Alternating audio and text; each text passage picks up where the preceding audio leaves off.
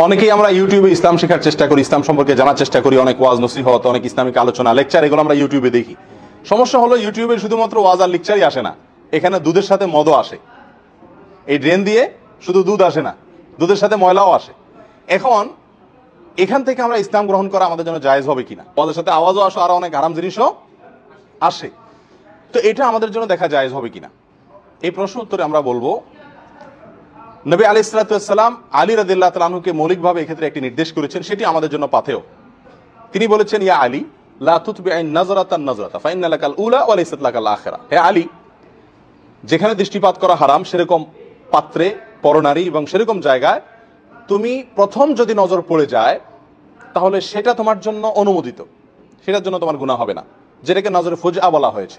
আচমকা হঠাৎ পড়ে গেছে, আপনি ইচ্ছাকৃত দেখেন নাই, কিন্তু এরপরে দ্বিতীয়বার যদি তুমি তাকাও তাহলে সেটার অনুমোদন তোমার নাই, সেটার জন্য তুমি গুনাহগার হবে।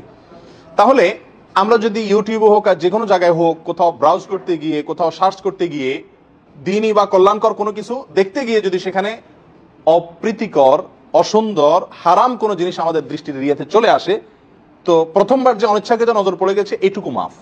এরপরে যদি আমি দ্বিতীয়বার তাকাই সেটা কি হারাম। অনেকে আবার মনে করে দ্বিতীয়বার তাকানো যেহেতু হারাম, হতে প্রথমবার পড়ে গেছে যেহেতু ভালো করে এক নজরে দেখে নি, কারণ দ্বিতীয়বার আবার দেখা তো যাবে না, প্রথমটা তো জায়েজ। এটা নিজেকে নিজে ধোকা দেওয়ার নামান্তর। কারণ প্রথম নজর পড়ার সঙ্গে সঙ্গে নজরকে ফিরে নিতে হবে। আপনি যদি ওটাকে কন্টিনিউ করেন তাহলে ওটা প্রথম থাকলো না, ওটা আবার দ্বিতীয় হয়ে গেল। বিধায় ওটা থেকে ফিরে আসতে হবে।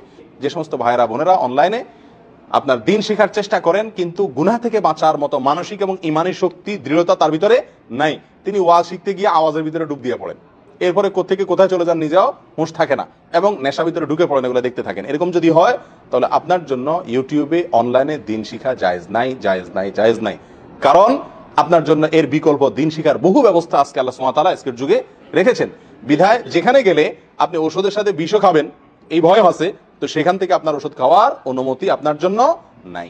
এর জন্য ইমানি শক্তি দরকার, কঠোরভাবে শক্তিশালী ইমানি শক্তি দরকার এই গুনাহ থেকে বেঁচে থাকার জন্য। প্রিয় ভাইরা, এক্ষেত্রে একটা জিনিস লক্ষণীয়, সেটা হলো সামাজিক যোগাযোগের মাধ্যম, সেটা ফেসবুক হোক, ইউটিউব হোক, এই সমস্ত জায়গায় একটা খারাপ জিনিস আসলে সেখানে যদি আপনি লাইক বা কমেন্ট বা শেয়ার করেন তাহলে একের পর এক সেগুলো আসতে থাকে।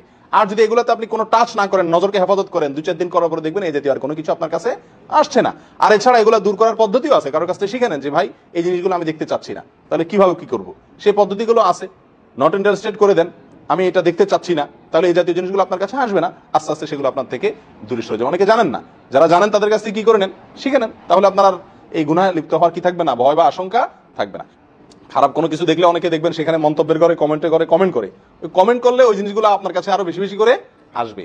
আপনি মানুষকে বাঁচানোর চিন্তা পরে করেন, আগে নিজে বাঁচেন।